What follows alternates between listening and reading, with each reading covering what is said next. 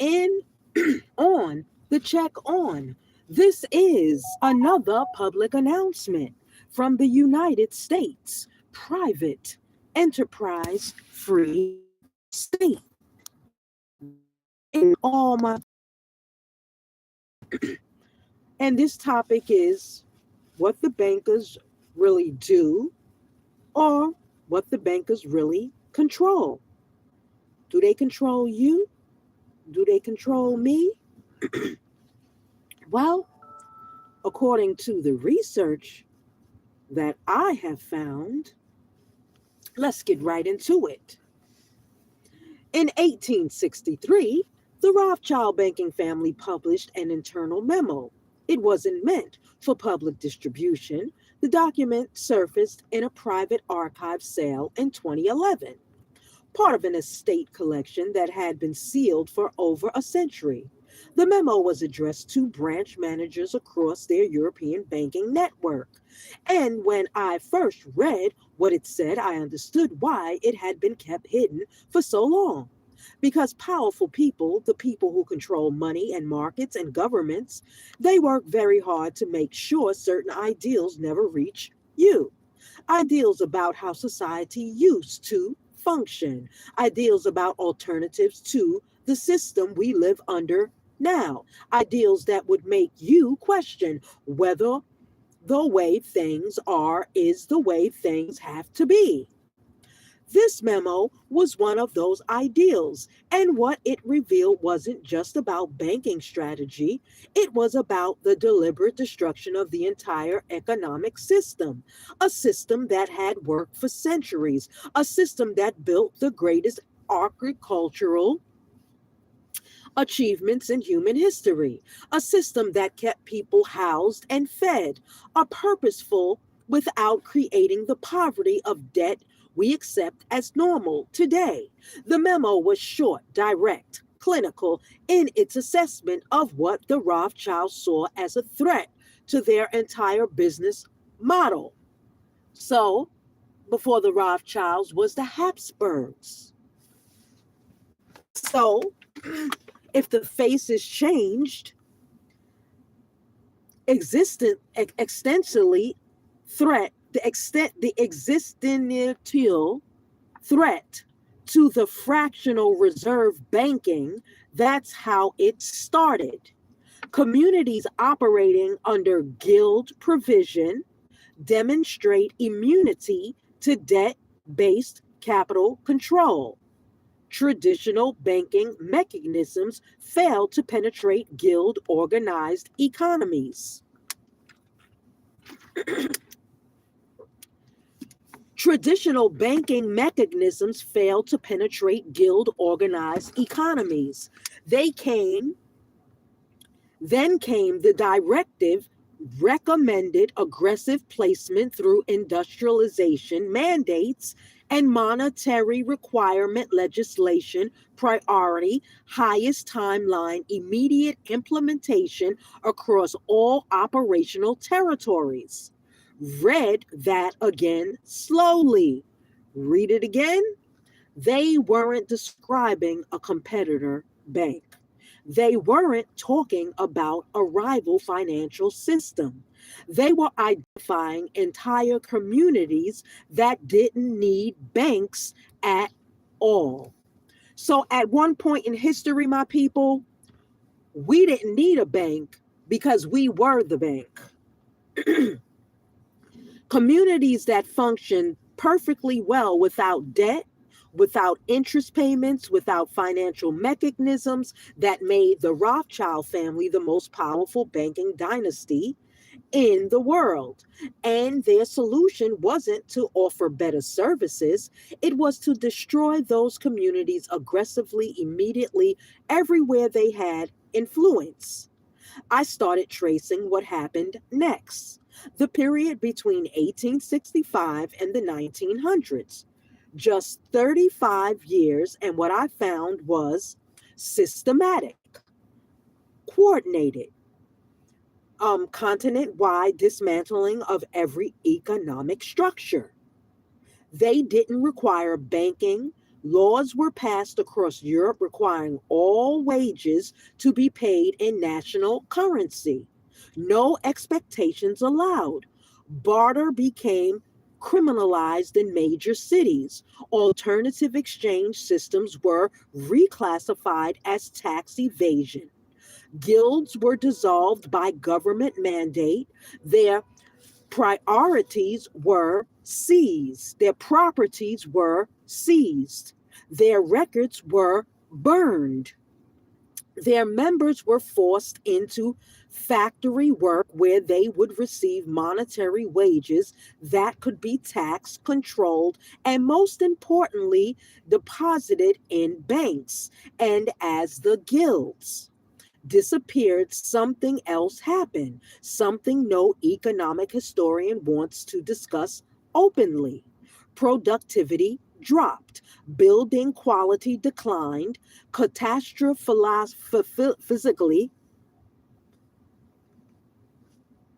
the incredible craftsmanship that defined the 17 and 1800s became impossible to replicate, as if the banking system that replaced the guilds. So not only not was humans replaced, but the banking system was replaced. So as if the banking system that replaced the guilds couldn't produce what guilds had created without using money at all.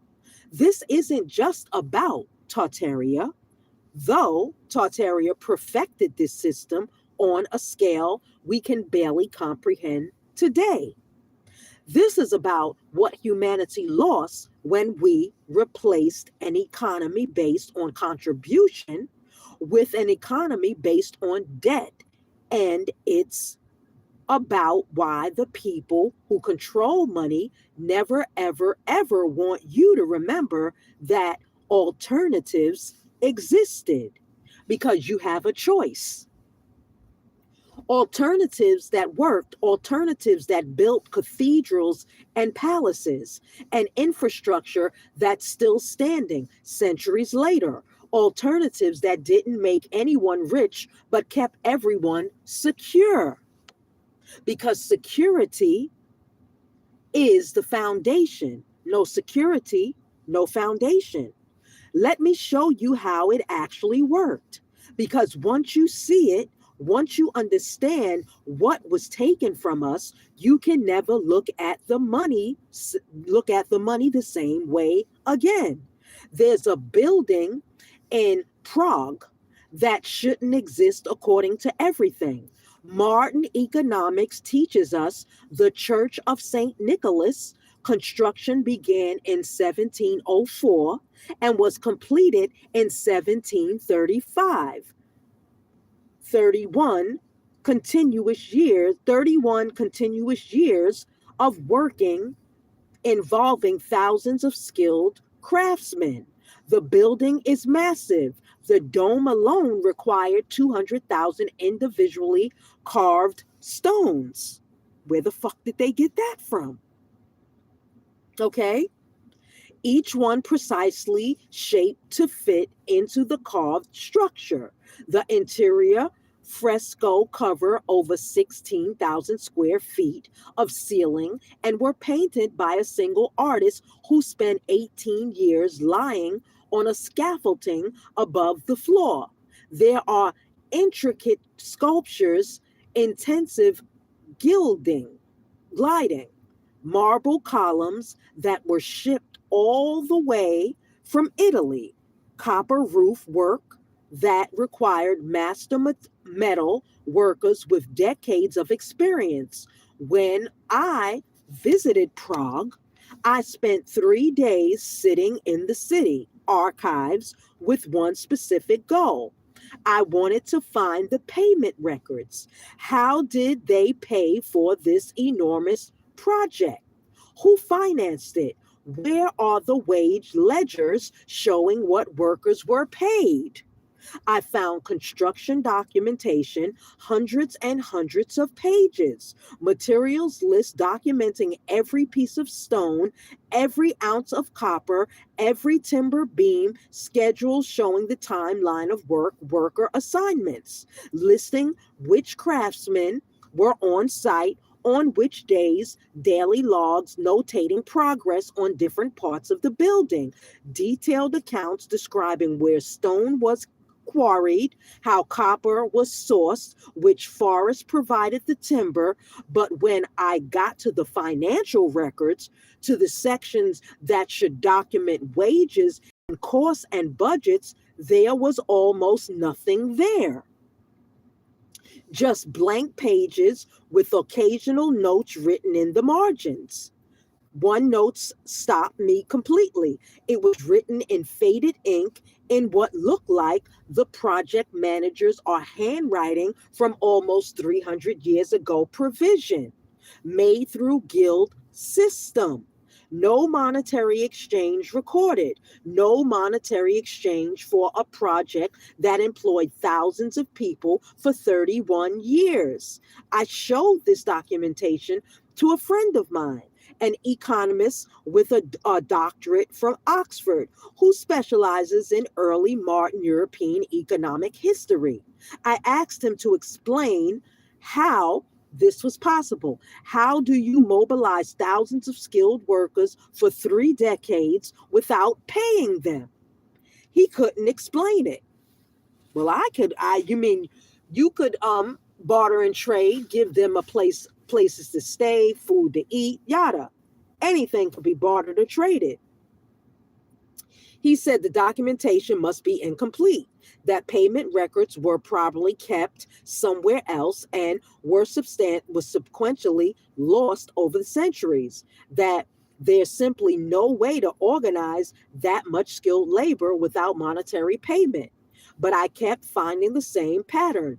Cathedral after cathedral, palace after palace, massive infrastructure projects, including bridges, adequates, city halls, aqueducts, city halls, all of them with meticulous recordings documenting materials and labor, but virtually no records of monetary payment to the workers. The standard explanation is that records were lost, that were missing crucial documentation, that surely they must have paid people somehow, and we just don't have the proof anymore. But what if that's the wrong way to think about it entirely? So, upon the research, what if these buildings weren't paid for in the way we understand payment? What if the economy they were built, it didn't work that way at all? What if the Tartarian economy, the guild economy that built these structures, wasn't based on the monetary payment in the first place? I found a document in Vienna that completely changed how I understood everything. I'd been researching a guild charter from 1722. Okay, 1722. That the Stonemasons Guild of Vienna, it's not a business contract. It's not an employment agreement. It's a detailed system of mutual obligation written out. In formal legal language, the charter describes exactly how the guild functions. If you want to become a stonemason, you begin as an apprentice with an established master. The master doesn't pay you wages. You don't pay the master for training. Instead, the guild itself provides your housing and your food, your tools, your clothing, everything you need to survive and learn. While you're developing your skills, you work during this time not for money, but to learn the craft, and in exchange for teaching, you passing on knowledge. That book That took him decades to acquire. The master receives something different. He receives recognition, status within the guild, structure, increase, standing in the community. The more skilled apprentices he successfully trains, the more respected he becomes. When you complete your apprenticeship and become what they called a journeyman, the arrangement evolves. You are now skilled enough to contribute meaningfully to actual projects. So you work on guild commission, churches, public buildings, projects for wealthy patrons. But you still don't receive monetary wages. Instead, the guild continues to provide everything you need. But now you have access to better housing than apprentices, receive better quality of food, better tools. You're contributing more value to the system. So you receive more from the system, not through payment, but through provision. If you eventually demonstrate enough mastery to become a full master yourself, the provisions increase again. For senior craftsmen, your family is completely your family is completely provided for. Your children receive education. Your old age is secured, regardless of whether you can still work. All this happens without a single coin changing hands. The charter is completely explicit about the for work performed in service of guild projects. All provision shall be made through collective resources administered by guild masters according to contribution and need.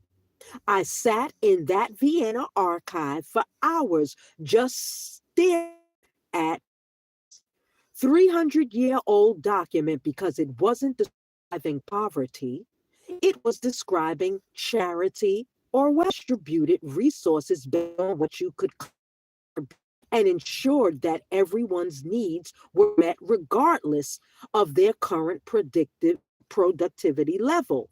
And this worked for centuries. So you have this system right now where you do have welfare here. They have taken the welfare and the times so centuries their current productivity level, and the system worked for centuries, producing the greatest architecture, the finest craftsmen, the most skilled artisans in human history without using money at all. But then I started finding these objects in museums all across Europe that everyone labels as coins, except when you actually examine them closely. They don't function like coins at all. The British Museum has 47 of them in their collection, all dated before 1850, all cataloged as currency for various European regions. But when you look at them carefully, nothing about them makes sense as money. First of all, they're far too perfect. These are supposedly hand struck coins from the 17 and 1800s, created with manual tools and techniques, but there's absolutely no variation in weight between different examples, no variation in dimensions. They're identical to within a tiny fraction of a millimeter. That kind of precision wasn't possible with hand striking technology. It's barely possible with modern automated minting. Second, they show no wear at all. Real coins that circulate through an economy get scratched. They get worn down. The edges become rough. Details become less sharp over time. But these objects look like they were manufactured yesterday as if they were never actually used for buying and selling things. Third, and most strangely, the symbols stamped on them aren't denominations. They're not marked with values the way normal money is. Instead, they have geometric patterns, compasses, and squares and levels, the specific tools associated with particular guilds, and on the reverse side, what look like coordinates, angular measurements. Geometric ratios. I asked a museum curator in London about these objects. She was refreshingly honest with me. We call them coins because we don't have a better term for them. She told me, but functionally, they don't behave like currency. They're too valuable as physical objects to spend on ordinary purchases, too standardized to be merely decorative, too widespread across different regions to be rare collectors' items. We believe they might have been something else entirely, some kind of credential system or access tokens, but we generally don't understand the system. They were part of that admission sent me down another research path. I started looking for every reference to these objects. I could find no historical documents, and gradually a pattern started emerging. They weren't currency at all. They were proof of mastery within the guild system, proof of contribution, proof that you had achieved a certain level of skill and were entitled to certain provisions from the collective resources. A master stone mason would carry a token showing the compass and square wherever he traveled. It guaranteed provision in any city with an active guild.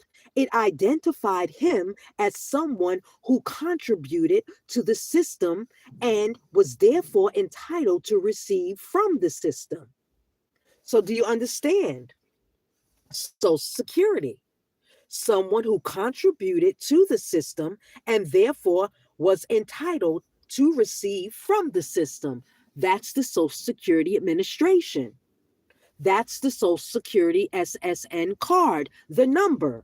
That is the number that identifies you, that you have contributed into the system and was therefore entitled to receive from the system. So your benefit is not a benefit, it's an entitlement. If you have gone through what you have gone through and it has been ruled through a competent court, then you have won your case. They cannot take your entitlement from you because it's not a benefit. And this is coming from the guild. So to fight any of type of Social Security Administration cases, you have to refer to the guild. Okay? So, contributed to the system and was therefore entitled to receive from the system. But there's the crucial part. That makes them completely different from money. You couldn't buy these tokens. You couldn't trade for them. You couldn't accumulate them. The way you accumulate wealth, you earn them through demonstrated mastery. You have to master the level of the process that you're in.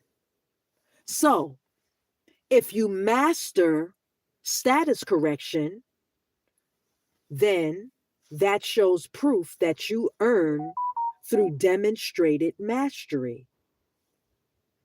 Through years of contribution, through creating work that Guild Council examined and certified as meeting their standards, and they were non-transferable. Each token was marked with symbols specific to the individual bearer. If you died, your token went back to the guild. So you have to go back to the guild to find your wealth. All of your wealth and your entitlement is in the guild. It couldn't be inherited by your children couldn't be sold to someone else, couldn't become capital that generated more wealth. This is the exact opposite of how money functions. Money is designed to be transferred, accumulated, inherited, turned into more money through investment and interest. These tokens couldn't do any of that. They were proof of what you could contribute to the community, not proof of what you could extract from it. And the entire Tartarian economy ran on contribution rather than extraction. I found actual guild ledgers from the 1840s in the archives of the Worshipful Company of Carpenters in London. Worshipful Company of Carpenters in London. These ledgers document something absolutely fascinating. They list every member of the guild, and next to each name, instead of documenting wealth or property or monetary assets, they list contributions. So, when you're doing your taxes, you have to start listing your contributions. One entry reads, Master Thomas Whitfield trained 7 apprentices to journeyman status, completed altar work at St. Martin's Church, designed joint system for Westminster Hall, repairs, contribution assessed as exemplary. Below his name, the ledger lists his provisions, housing provided in master quarters, 4th district. Food allocation includes full provision for family of 6, tool access to all, worship facilities, education for 3 children enrolled in guild school. There's no money anywhere in this documentation. No wages listed, no prices, no cost, just contribution and provision. You give according to your ability and skill level. You receive according to your needs and your demonstrated mastery. Another entry caught my attention. Journeyman Robert Clark, contribution, assessed as adequate, 3 projects completed to standard, no apprentices yet trained. His provisions were modest than Master Whitfield's, housing in journeyman quarters shared with another journeyman, food allocation for individual only, tool access limited to standard equipment. The system was sophisticated. It tracked contribution carefully. It rewarded mastery in teaching. It ensured that basic needs were met for everyone while incentivizing excellence and skill development, but it never converted any of this into monetary values or prices. And here's what made the whole system sustainable. The guild owned property, substantial amounts of property. They owned workshops and forests and stone quarries and farmland and entire blocks of housing. They were guild commons, resources held collectively and managed for the benefit of contributing members. You didn't buy your way into this system. You couldn't. There was nothing to purchase. You contributed your way into it through demonstrated skill and commitment. And the more skilled your contribution became, the more access you had to collective resources the guild controlled. I started imaging what this meant in practical terms. For someone's actual life, a master stonemason didn't need to worry about retirement savings. The guild maintained houses specifically for elderly craftsmen who could no longer work actively. The army, the whole military, that's the craftsmen.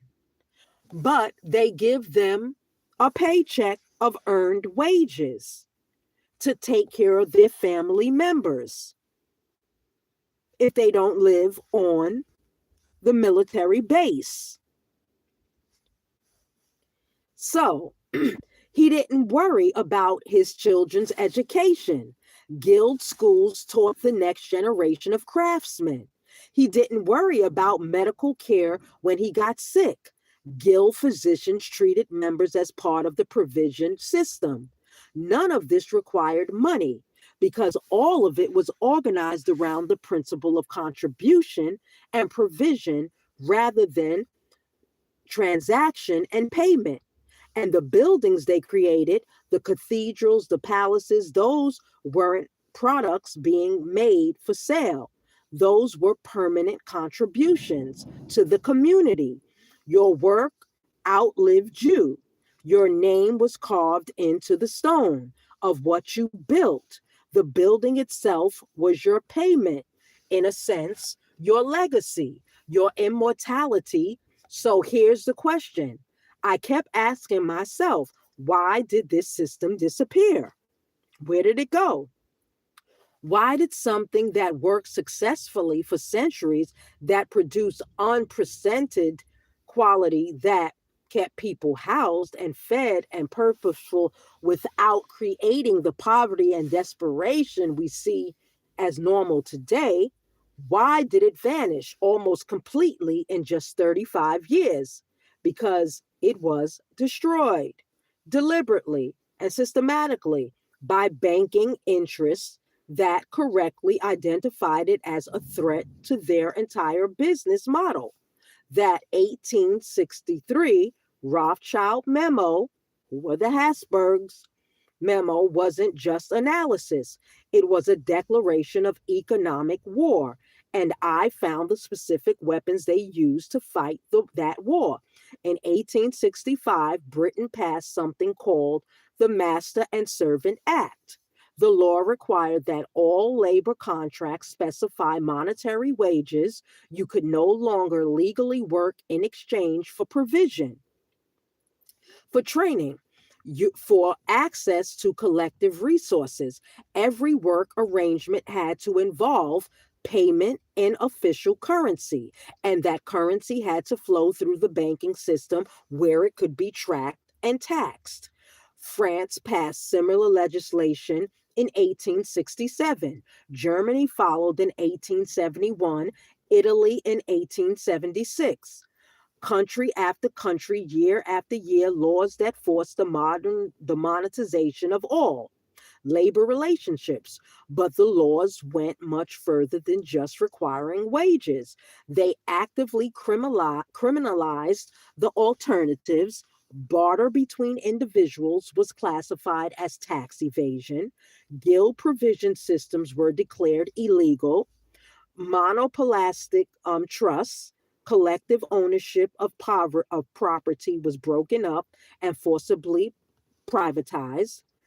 I found a court case from 1873 that shows exactly how this worked in practice. The Crown versus the Worshipful Company of Carpenters. The guild was formally charged with operating an illegal economic system. Their defense was straightforward. They argued they'd been operating the exact same way for over 400 years, that they weren't evading taxes because they weren't conducting taxable monetary transactions. That provisions of needs wasn't the same thing as income that could be taxed. The court ruled against them. The judge stated that labor has monetary value, whether it's paid in coin or in provision. that value must be assessed in currency terms, must be taxed, and must be documented through the banking system. The guild was given a choice: either monetize their entire operation or dissolve completely. They dissolved. Between 1865 and 1900, more than 3,000 guilds across Europe were forcibly disbanded through similar legal actions. Their properties were seized by the governments and then sold to private interests. Their members were scattered into factory wage work. Their historical records were systematically destroyed. Official histories describe this period as progress. They tell us that industrialization required wage labor, that guilds were outdated, medieval institutions, that modernization was an inevitable step forward in economic development. But I found data that tells a completely different story. Production records from before and after the guild dissolution in 1860, the city of master stonemasons operating through the traditional guild system. They completed an average of 12 major building projects per year: churches, public buildings, monuments, all exceptional quality that's still admired today. By 1900, Vienna had over 300 stonemasons working for monetary wages in private construction firms. They completed an average of 8 major projects per year, and architectural historians consistently note the dramatic, undeniable decline of craftsmanship quality after 1880. More workers employed, fewer projects completed, significantly lower quality. And what was built? The guild system was more productive, it produced better results, and it accomplished all of this without requiring anyone to profit from the extracting value from someone else's labor. That's exactly why it had to be destroyed. Not because it didn't work, but because it worked too well without making bankers wealthy and necessary. Let me show you the mechanism of how banking destroyed what guilds had created. Because understanding this is crucial. Under the guild system, a stonemason basic needs were provided by the collective. He didn't need money to survive, which meant he didn't need to borrow money, which meant he couldn't go into debt, which meant he couldn't be charged interest, which meant banks couldn't profit from his labor at all. When guilds were forcibly dissolved and workers were pushed into wage labor, everything changed fundamentally. Now the stonemason needed money for everything: money to pay rent because guild housing was gone, money to buy food because guild provision ended, money to purchase tools because guild workshops were closed. He had to buy everything that the guild system used to provide collectively. But the wages offered were deliberately kept low. This wasn't an accident. Employers paid the absolute minimum necessary to keep workers alive and able to work, which meant workers couldn't accumulate any savings. So when emergencies happened, when tools broke or illness struck or seasonal work slowed down, workers had no choice but to borrow.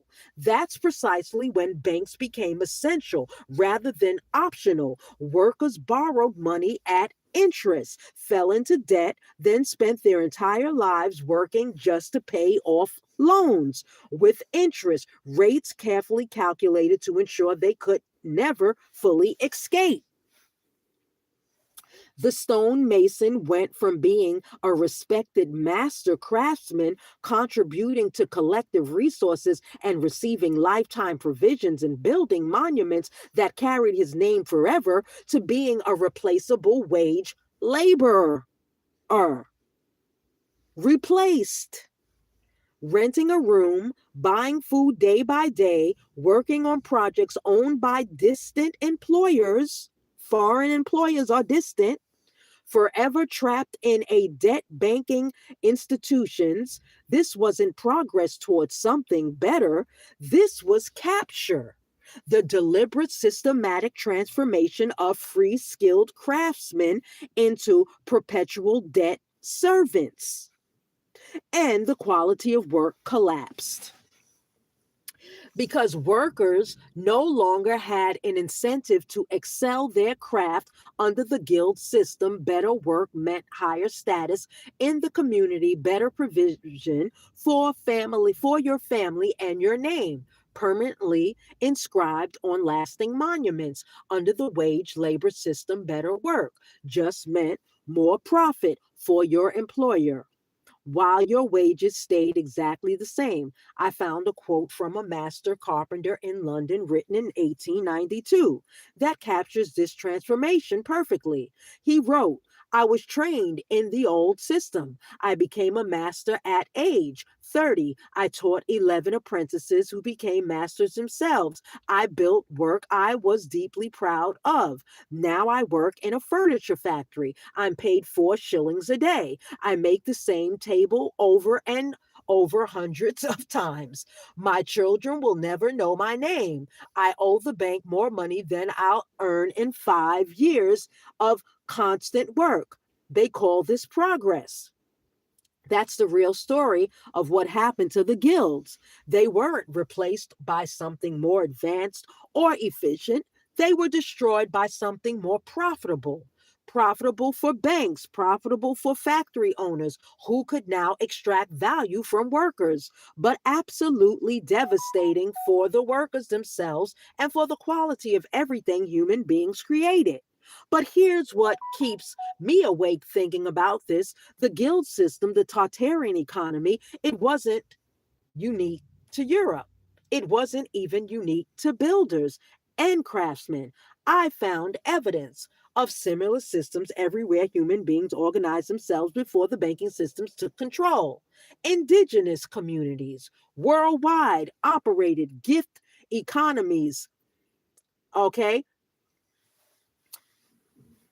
Potlatch systems, elaborate networks of reciprocal obligation, all of them functioning without money, without debt, without sophisticated and effective mechanisms for distributing resources based on contribution and need in the Pacific Northwest coastal tribes, held POTLATCH ceremonies where leaders would give away enormous amounts of resources, food, tools, ceremonial objects, blankets, sometimes everything they owned.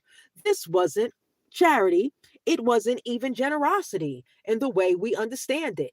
It was demonstration of the community's abundance and the lender's connection to the abundance. The more you could give away, the higher your status rose. Your wealth was measured by how much you could provide to others, not by how much you could accumulate and keep. Anthropologists used to describe this as a primitive economies, as if people who didn't use money were somehow intellectually unsophisticated. But when you actually study how these systems function in practice, they were incredibly complex. They distributed resources effectively across entire regions. They created strong incentives for contribution. They prevented the kind of accumulation that inevitably creates massive inequality. And they were all destroyed. Every single one. Not because better systems replaced them, but because colonial powers needed population to use official currency so they could be taxed, controlled, and fully integrated into the banking systems. The British government banned POTLATCH ceremonies in 1884, made it literally illegal to give away your own resources.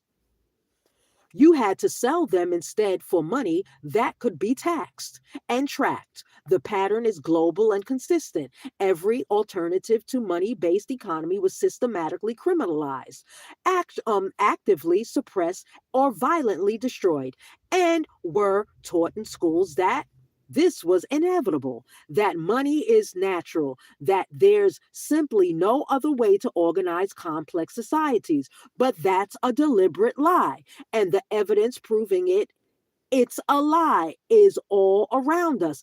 If we look the cathedrals that were built without any money, the guild ledgers documenting provisions without payment, the indigenous systems that sustained communities successfully for thousands of years without currency.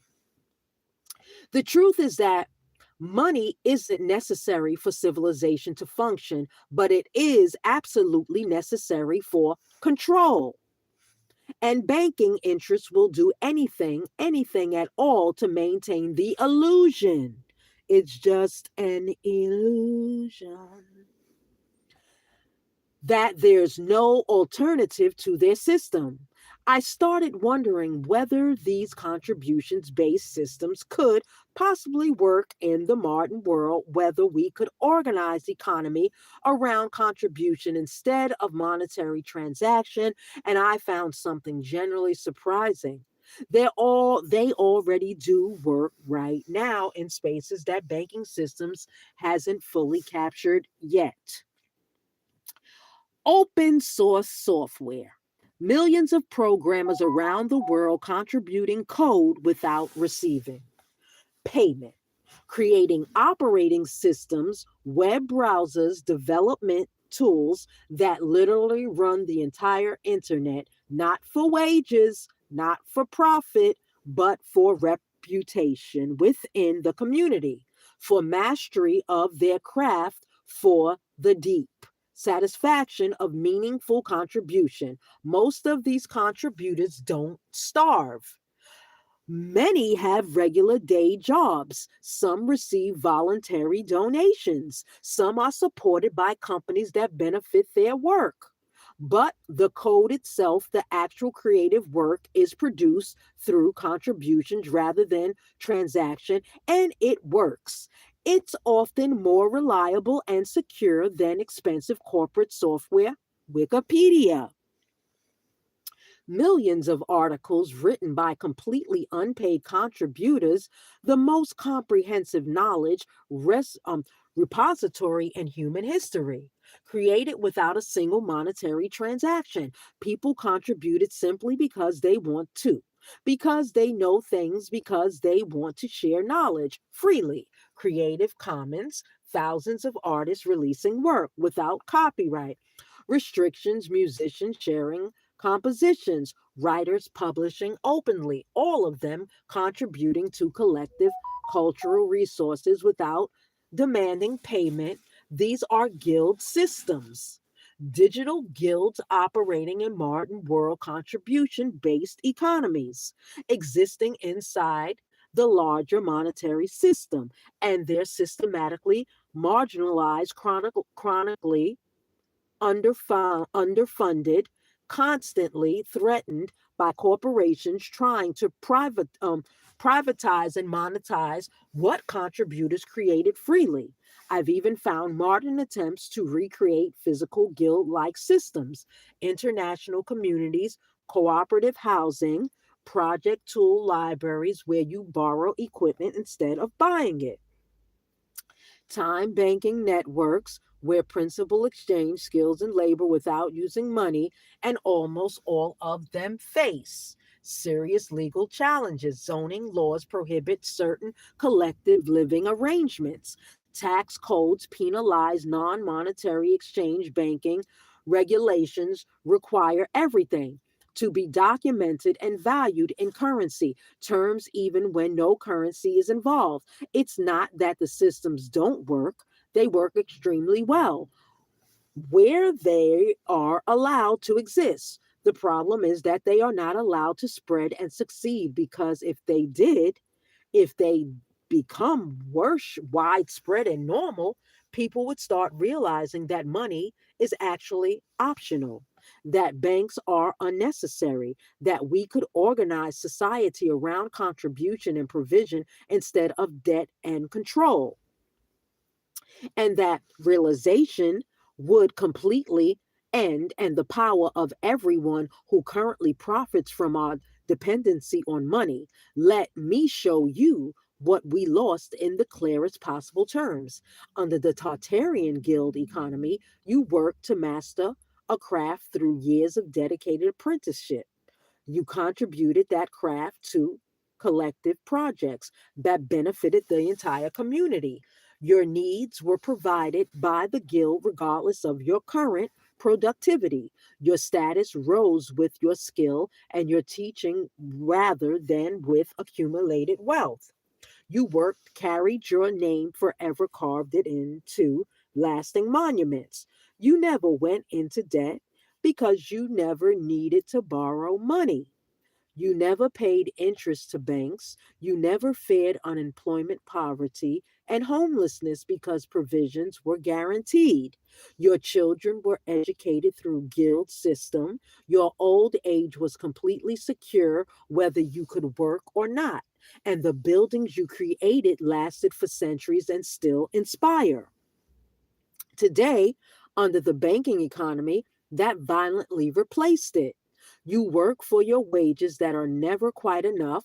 You contribute to projects owned by distant others who profit from your labor. You buy your basic needs with money that somehow never stretches far enough. Your status is determined by how much wealth you can accumulate and display. Your work is completely anonymous. You live in constant debt from the moment you were born. You pay interest on your absolutely everything, absolutely everything.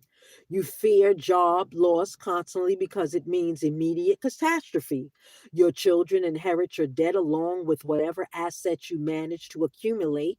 Your old age depends entirely on savings you could never quite build up, and the buildings we create today fall apart within decades and require constant expensive maintenance, which system actually sounds more advanced when you lay it out.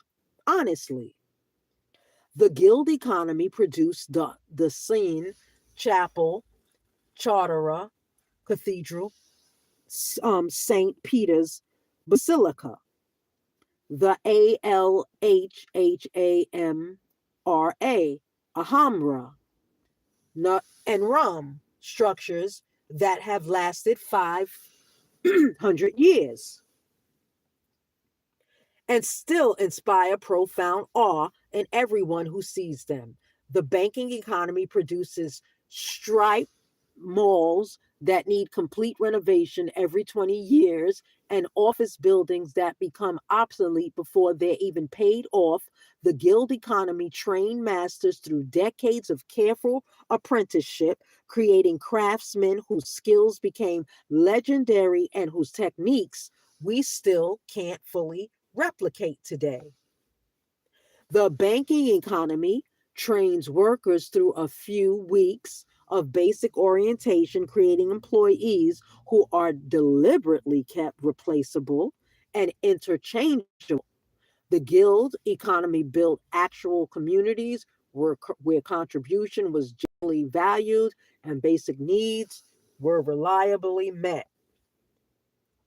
The banking economy built isolation where accumulation is valued and scarcity is deliberately manufactured to maintain control. We didn't progress forward, we were systematically downgraded, and they convinced us to call it advancement. That 1863 Rothschild memo understood something absolutely crucial. Guild economics demonstrate immunity to debt-based capital control. That's a direct quote. You cannot control people who don't need to borrow money to survive. You cannot extract wealth from communities that share resources collectively.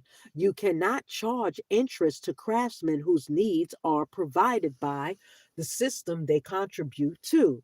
So the banking system didn't try to compete with guilds, it destroyed them. Though legislation through criminalization, through the systematic use of government force. And then it rewrote history completely, taught us in schools that guilds were primitive and backward. That money is a natural, let's get it, y'all. That money is a natural and an inevitable. There's no realistic alternative to debt-based economy, but the buildings remain standing. The cathedrals that were built without bank, that were built without bank loans, the palaces that were constructed without financial capital, the infrastructure that was created through contribution rather than transaction, they stand today as physical evidence, undeniable proof that civilization functioned successfully, that it thrived, that it created, transcended beauty and lasting prominence, all without money. The Tartarian economy worked not in theory or imagination, in actual practice for centuries, producing the greatest achievements of human culture. And it was destroyed not because it failed at anything, but because it succeeded too well without making bankers rich and necessary. Every time you walk past an old cathedral, you're looking at physical proof that we don't need them, proof that another way of organizing society is generally possible, proof that the system we live under now isn't inevitable or natural or the only option. It's just profitable for banks, for the people who control money and use that control to extract wealth from everyone else. And they will do absolutely anything to make sure you never remember that alternatives exist. You have a choice, my people.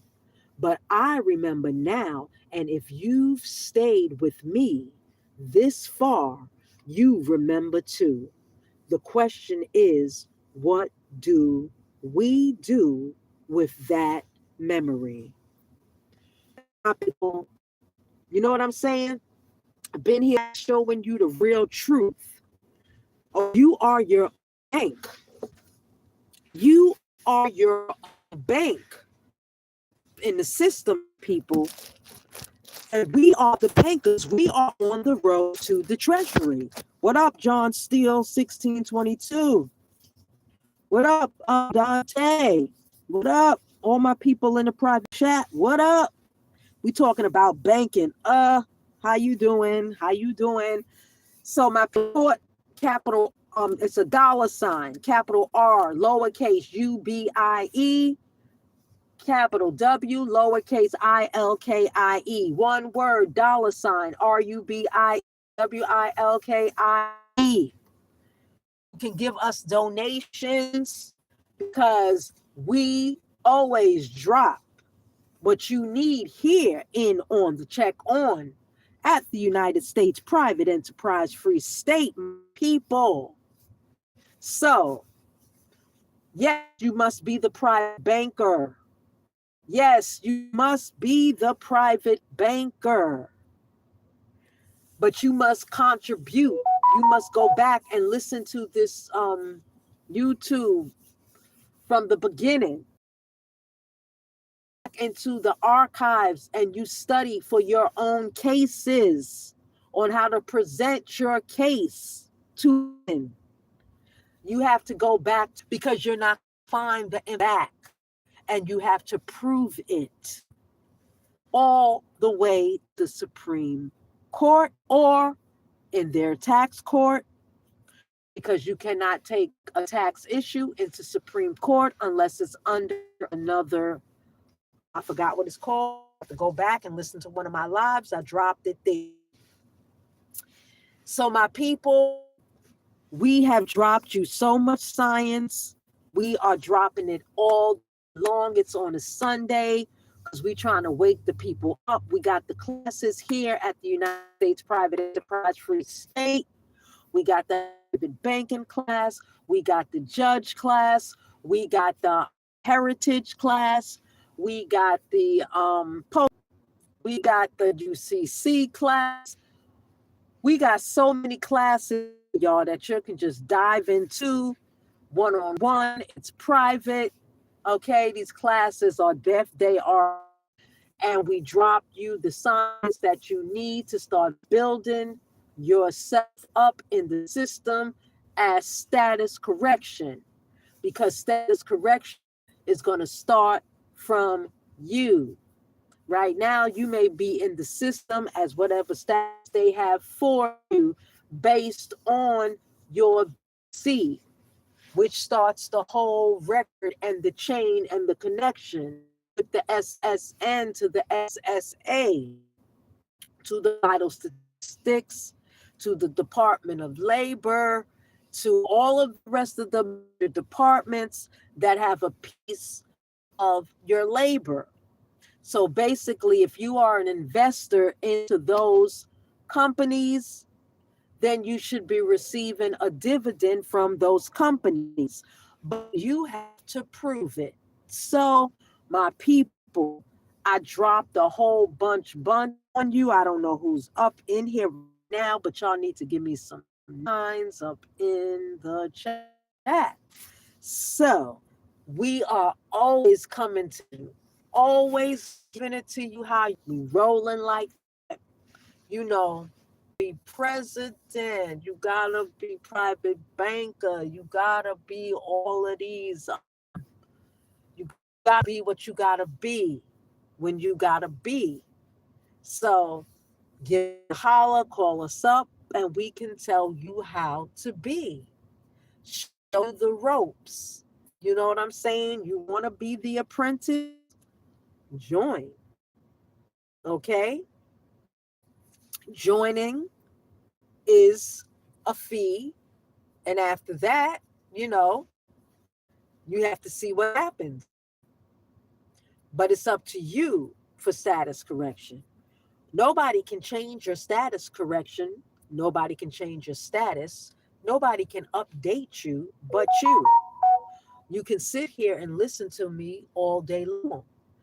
If you don't start status correcting on your own, then you will stay in the system how they log in the system as an infant, a baby in their hospital. My people, we love all our people. So we got IDs. If you need an ID, you can get United States Private Prize Free State ID. Okay. We we got all that status correction information you may need. You can get with that. So the bottom line is, my people, the only one that can save you is you. Yourself is the only one that can save you. If you don't want to save yourself, then status correction is not for you. You can go right along and continue operating a 14th Amendment citizen. So you can continue operating as whatever it is you choose to operate as, because that's your operating system. But there are certain people who want a different type of operating system. No, yes, you can go back to operating online. Some things are not online. But that's how it is. So you can get with us, 407-300-5377, and we will get you there. My people, stay one, stay strong, and we